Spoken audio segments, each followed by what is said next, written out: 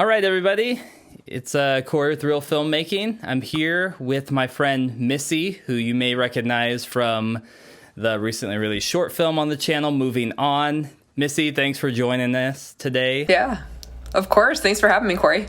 Yeah, Missy and I have done like a lot of stuff together in the past, like creatively.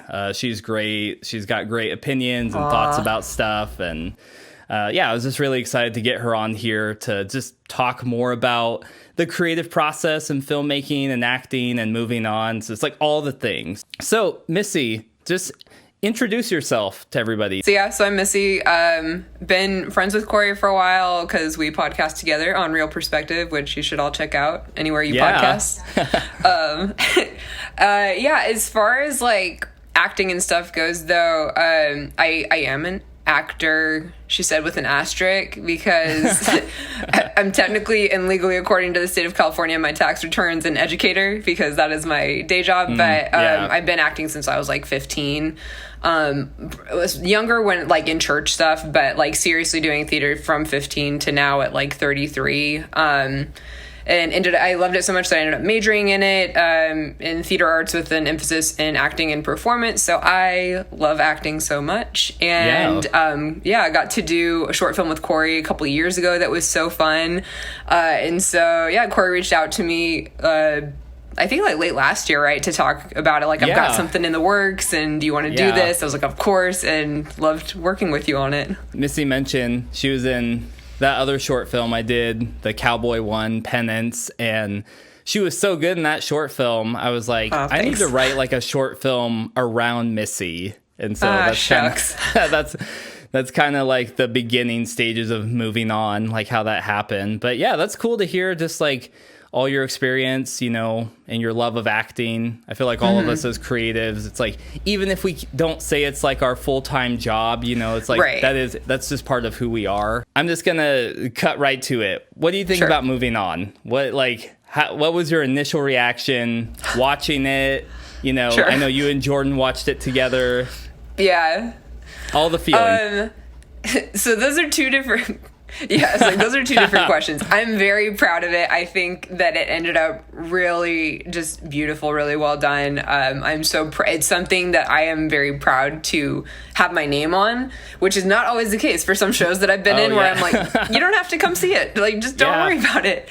But no, I'm really happy with the way it turned out. My initial viewing of it, and similar with Jordan, is I think this is not uncommon for a lot of actors, just supremely self-conscious, hypercritical of every choice that I made. I was like, why would you make that face? Stupid. Like that Philip Seymour Hoffman in Boogie Nights, where it's like, stupid. I was like, oh my gosh, I'm the worst actor in the world. Nobody let me out ever again. But upon rewatch and being a little more forgiving, and not just focusing on myself, which is, what you should be doing viewing art anyway, focusing on it as a whole, viewing it as a whole. I'm like, this is a really beautiful thing. I am now at a place of at least mild contentment with my performance. I don't hate it totally. My perspective, just being the person writing the story and doing all the editing stuff, I loved your performance. You and Jordan knocked it out of the park. Like, it was incredible. I appreciate that because obviously you're directing, but I think working with you as a director, I forgot a little that you also wrote it. So it's calming to hear that you were not like, oh my God, this was the biggest mistake of my life. No, it was very much the opposite. I was like, oh, good. They fit these roles so well. And I'm like, I don't think anyone else could have done these characters. Aww. So thank you. I was curious, like, what about the story? Like, when I first pitched it to you guys, what intrigued you about it? So first reading it and knowing, obviously, Mia was a part, because sometimes when I read a script, I'm like, oh, I would like that part or that part or that part. I knew, Mia, you had me in mind, but then reading it, I was like, oh, okay. And like, I almost laughed with Jordan as soon as it was done because there were so many similarities that I saw. As far as like, I'm definitely not unfamiliar with that idea of, if I do enough things correctly, if I check off enough boxes, if by society's standards I have met enough of these measures of success, then I can fool myself into thinking that I have some modicum of control over my life, when in reality, like, we're all just fighting for our lives. and yeah, it just like, it really, especially like for the walk of life that I'm currently in, just having recently gone through a lot of just really humbling things where God was very much like, oh, you thought you had control? No, you do not. Yeah. And it's always the humbling things that cause that. And I think seeing Mia go through that, it really resonated with me. And I also really liked that in those kind of like what if stories, like what if your lost love came back, and like I don't always like when they end happy with a little bow tied on it. It's just like not realistic. Like sometimes opportunities are missed. And that's okay. You find new opportunities. And that's part of life too. I feel like that's part of like how we grow as humans. Sometimes we mess up and sometimes we make mistakes, and that's part of what helps develop our character and like who we are, you know. Our victories as much as our losses. For sure. Like feeling the actions of our consequences is very much a part of growth. And that's not always fun, but it's necessary, like you said. And it's, so this is not a happy ending, but there's still growth that occurs, I think, on all fronts. And that's, I think, a really important thing to see, that even if things don't go the way that you plan them, you can still find good in it, which I think is something that can't be like stressed enough in life, because we always want to see good outcomes to our hard work, and that doesn't always happen. So you read the script, you're like, oh, this is interesting, like, you know, Corey doesn't want a happy love story. And you said reading it, you kind of laughed because you're like, oh, I see parts of myself in there. So how did you approach the role of Mia? And, you know, in that, like, what did you want people to take away from her character? This is going to sound super corny and, like, actorly, but, no. Like... It's like I reject my theater kid name sometimes because they're so annoying. And I'm anyway. So it's gonna sound very theater kid, but approaching Mia is like approaching any role. I have to like find my truth in it. Which sounds kind of like, but it's like, but it's like I honestly, right, like find your truth. Yeah, but it's honestly, if you can't connect to the motivation of your character, that's the easiest thing to see and to read as like, meh, like they don't believe it. Why do I believe it? Like, and it doesn't matter if you're playing the most, like if you're playing Atticus Finch or like Hannibal Lecter, you have to be able to find not necessarily like the motivation to want to eat somebody's face, but like, okay, so what is it that he really wants? He wants power, he wants this, and that's a relatable thing. Kind of like you were saying, like it's individualistic but also universal. And so kind of finding the truths behind her motivations, behind why she does what she does and says what she says, and be like, okay, I see where she's coming from. That's it. So I'm going to go from that perspective. And so on paper, Mia looks like, I mean, and as an audience, we can kind of have the moral high ground of being like, well, why would you do that? Why are you being so controlling? Why don't you just let him do this? Because we know everything at that point. And so for me, though, trying to connect with her, it's like, okay, well, what's deeper in there? It's not just this longing to be in control and to be a control freak, but this is somebody who like desperately wants stability and love and like acceptance of who she is, and wants things to be okay. And that's, you know, her love language, as it were, is being very kind of controlling, if you want to call it that. So, I mean, my hope is that if you watched it, it could come across in seeing that there was more there than just a type A woman who's getting pissed off that nobody's following her directions, and that it is somebody who's just desperate for stability and a life that we don't get that very often, and she wants that stability and love and just to be accepted for who she is. So kind of going off of that, I'm just curious, what would you say is like the central message of the film? That's a good question. I mean, I feel like just right off the bat, it feels like learning to accept and be okay and move on with things not going the way that they're supposed to. Like life can be really crappy sometimes and throw you a lot of different angles, and it rarely ends up looking the way that we think it is. Like you think back to like kindergarten where they're like, what do you want to be when you grow up? And you think about all these things that you dream about for yourself. And then all of a sudden you're 33 or 34 or whatever. And you're like, there's very little that ended up except for that I have the same name and I'm a little bit taller. Oh man. And it's such, I mean, it's a fact of life. It's not like it might happen to you that life's going to throw you curveballs and things are going to suck. It's a fact of life. And so I think learning to be okay with that and to, like I said, just be accepting of that and learning to grow from it is what I take away from it, and something that I think is just super important, and like an objective truth that I think we need to remind ourselves of. It's okay if things don't end up the way that you thought they were supposed to, and you just need to learn to grow from it. Because if you can't grow from it, then what was the point of it?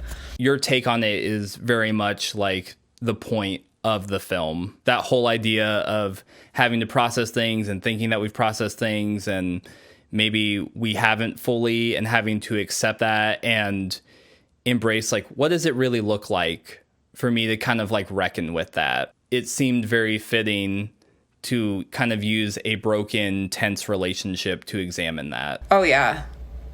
Yeah, as far as like unprocessed trauma, I feel like relationships are ripe for that kind of stuff, or failed relationships especially. Yeah, because there's so much of like, we wanted it to work, but then it doesn't. Yeah. But you kind of still have like that mixed hope of like, I still want it to. And yeah, like even, you know, as you read the script and you internalized all of that, were there like different acting choices in doing lines, or even as you watch the completed film now, that you see like some of those choices you made like coming through that like kind of convey those ideas? I think so. I hope so. I'm also really tentative to give myself any kind of praise or admit that I've done anything well, because I was raised Lutheran and I'm still Lutheran, and I'm like, I can't acknowledge that I've done anything okay. You've done so many things okay, Missy. Thanks. I hope that's on my tombstone. She did a lot of things okay. She did a lot of things okay. Yeah, I mean, I think so. I'm very grateful as an actor, not always as a person in day-to-day life having to hear things. I have a very expressive face, I think, and it can be, or I'll call it like rubber face sometimes, or kind of cartoony. Like if I hear something weird, my face will just kind of contort. And I will say, watching it, I could tell every beat what was going on in my head, and not just because obviously I'm me and I was the person living it, but that made me feel good about my choices. There were some where my face, I'm just like, what is that face, Missy? But for a lot of the more intimate, serious things, like the arguments with Jordan and stuff, like I could see it. I'm like, okay, I see the thought, I see that happening. And so I was happy with that. I could see some of my choices coming through in my physicality, which was a concern of mine, because I obviously can't see my face when I'm acting. Yeah, I can only imagine, you know, you're like, oh, I'm making this choice. I can't actually see what it's going to translate to the camera, you know, like. Right. And, you know, and that's another thing that I wanted to talk to you about. We've kind of talked about like directors and actors. And, you know, obviously like we're friends. We've known each other for a while. But like in this project, it's like I wrote it, and then I was the director and you were the actor. How would you describe like the relationship between an actor and a director? And you can just like expand on that, personal experiences, whether it's this film, whether it's your relationship to like stuff that you've done in traditional theater. But how would you describe those two roles, and like how do they work together? So I was thinking about this earlier, and I can't tell if it's because I'm an educator and was a teacher for so long that it's like bleeding into my perspective, but I don't think it is. I think this is just how I feel. Yeah. Like I think a lot of my perspective, at least, is that theoretically a director and actor relationship should be similar to a teacher and student. And in my case, because I know my views on my educational philosophy is a little different than maybe not everybody else's, I don't think of teaching as being something where it's just like, I'm in charge and I know everything, now I'm telling you this. I think it's, I know what the end goal is. I know the tools to help you figure out how to get to the end goal, because at the end of the day, you're the one who has to achieve that goal. And so it's more facilitation than it is like explicit, I'm going to tell you everything to do. And I think the best directors I've worked with have kind of been more facilitators, where it's like they know the end goal. They know the tools if they're seeing that we're not getting to the end goal to try to guide me to it, but they're trusting me as an actor to ultimately be the one to get to that goal, if that makes sense. So that's kind of how my ideal world, that's definitely not always the case with directors. I've worked with some really bad directors, and I've worked with some really great directors. And you were a great director, Corey. Okay, I think you trusted your actors, and you let us know if we got off track, how to get back on track. I was like, I want to be on the good list. I hope I am. No, But yeah, there definitely is, I feel like, a big amount of trust between actors and directors. And I would tend to agree more with you. Like philosophically, I think a director is more of a like facilitator. It's not like I have all the power and I do everything. It's like, how can we work together? And like, how can I like guide us to our ultimate objective? Because when you think like, you know, in a film sense, it's like a director is directing actors, but they're also directing a lot of other pieces that are moving too. Like, you know, they have a hand in talking to, you know, the director of photography and then like the lighting and then, you know, in post-production, all the stuff with the edit and all that. You know, on a smaller short film, it's like you have a smaller team, so I kind of inhabit all those roles. Sure. But yeah, traditionally the director is someone who is helping to like guide the creative vision, and so we don't like go adrift from it. Because I'm also very much an analogy person. I was just thinking as you were saying that, it's like guardrails, like on a road. Like if you're thinking of a film or a play or anything, like a long, windy road, it's like you truly have to be the guardrails because you have to show us where to go. You have to also curb us in because actors can be insane.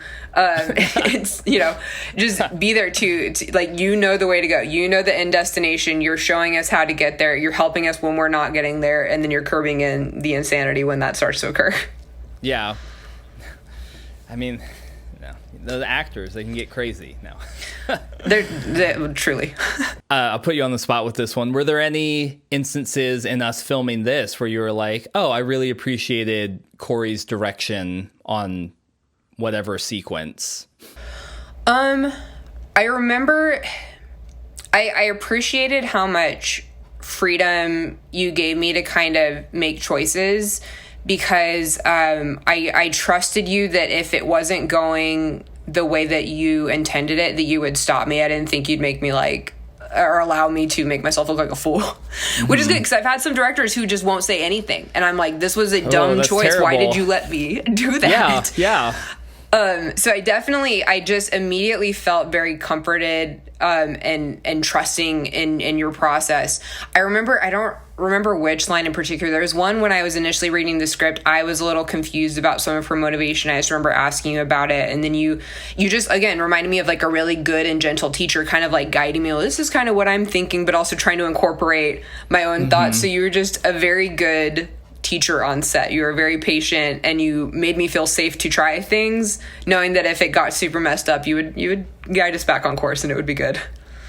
Oh, well, thank you, Missy. And I valued the trust that you and Jordan and everybody gave me in directing. And I very much am more of a like collaborative director. We have the guardrails, like you're saying, to keep your analogy going. There's also like, I want people to have creative freedom because we're all creatives. We got into this because we're passionate about it. You're passionate about acting. You have acting experience that I don't have. So you bring some things that are uniquely you to the table, and I want you to be able to do that. And so again, I feel like a director is like being able to see those things in an actor and to trust them, and you trust me, and like we can work together and hopefully continue on to like the goal of like where we want to end up. For sure. As you were talking about that, I was just thinking, I don't know why it just occurred to me now, of the final scenes in Moving On when I had to be crying a lot. Yeah. And I know we'd done so many takes.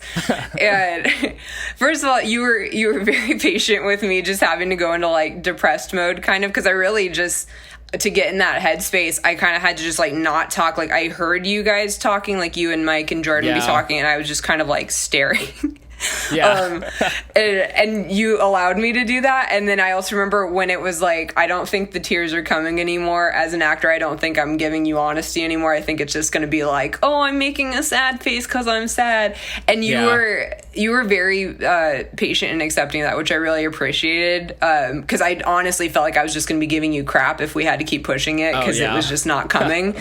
And that was, within your right. If you felt like the shots weren't good and you were like, we need to keep going, I would have done it. But it really, it meant a lot to me that you allowed me to be like, hey, I don't think I can be honest with this anymore. And you were like, okay.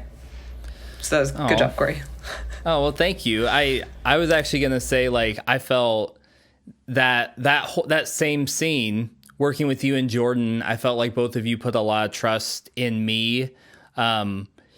Because like you said, I know it was hard for you to go to that space like continually and to be like, okay, I need to like bring up tears and depressed Missy and and I know that's like taxing in its own way to keep doing that. And even, you know, like you and Jordan both wanting to come across like authentic to fit the script, but, you know, you trusting my direction of like, okay, we need it more like this. And I know that's hard when it's like, you know, like when you're just having a normal talking scene, it's like, hey, can you pass me like the TV remote or whatever? That's different than like you're having this like bawl your eyes out.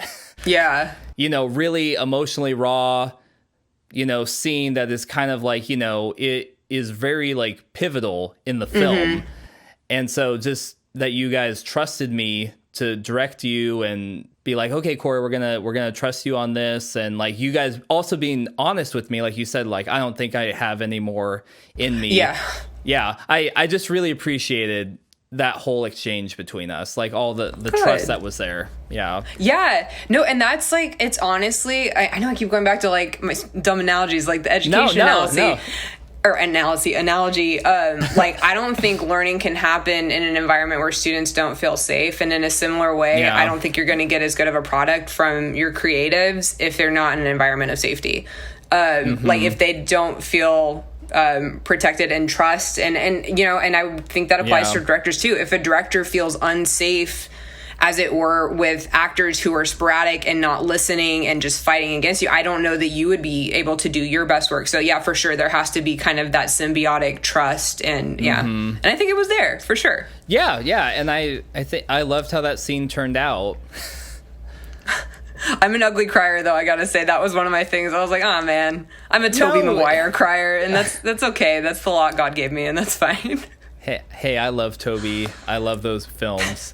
It's okay.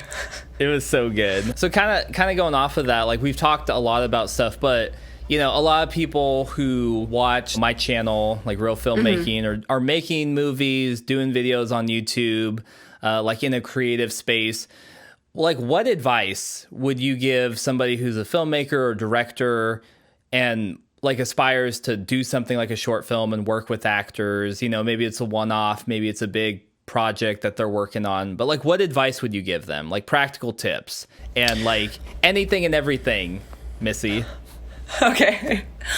I will say, so I've directed a little bit. I've directed a couple times. And so I would give prospective directors, both as a directing perspective and an acting perspective, the same advice: cast really well.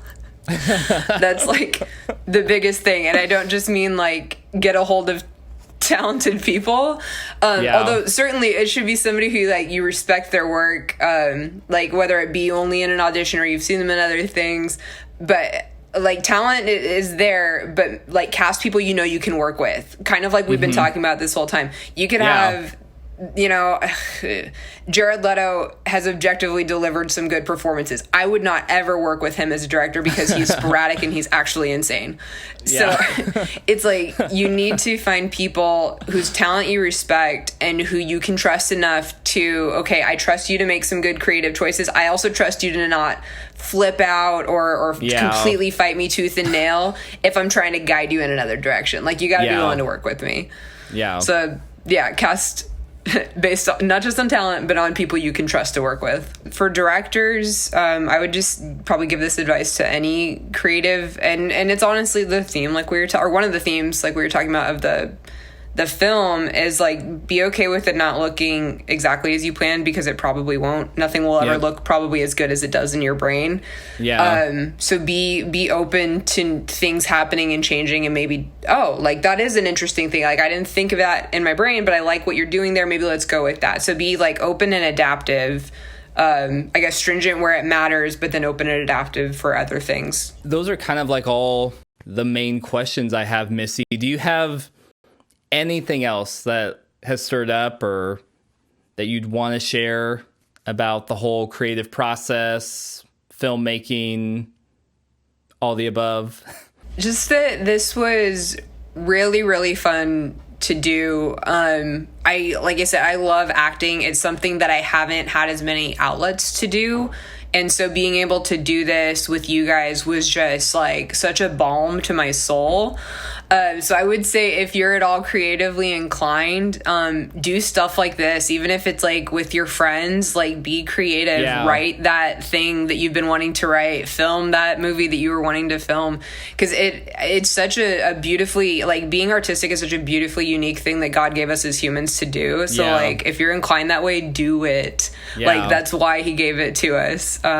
So yeah, I would encourage everybody, go out and do stuff like this. Cause I am very proud of what we all put together. I'm very proud of you, Corey. I'm proud to have been a part of it. So yeah. Oh, thanks, Missy. And I agree with all those things. I think it can be really easy in the day and age that we live in. It's like, oh, everything kind of has to be tied to like money, or like, how does this make me something? And sometimes we just miss the beauty of like, you know, we're created, like if you're creative, like you're created to create. And so there's this part of you, it's like just going out and filming something with your friends, or just making something just because, like, I think that's really beautiful, and it's like really powerful. And like you said, I feel like it can really like, you know, minister to yourself, like, you know, like, and it's hard because we kind of get caught up in the busyness of life. And, you know, even from the video side, like, you know, a lot of my job revolves around doing video and stuff. It can be really easy. You know, I kind of punch in and I punch out, like, all right, I have to film this interview. I have to edit this video I don't really care about. I have to do this thing.